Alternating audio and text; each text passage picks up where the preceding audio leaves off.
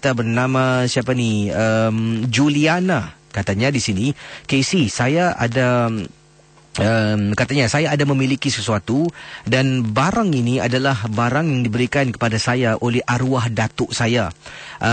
Dahulu semasa saya berusia 13 tahun ini, dia berikan saya, dikatanya ini buluh runcing. Bayangkan buluh runcing. Waktu muda saya tak pasti benda tu sebenarnya apa. Jadi saya pun ambil lah sebab bendanya kecil dan ada ikatan seperti benang warna kuning di hujung buluh yang pendek itu. Saya pun tidak berfikir panjang dan ambil buluh tu kerana diberikan oleh datuk yang saya sayang sangat-sangat.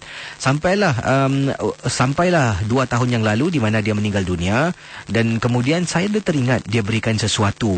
Saya rasalah dia katakan buluh runcing.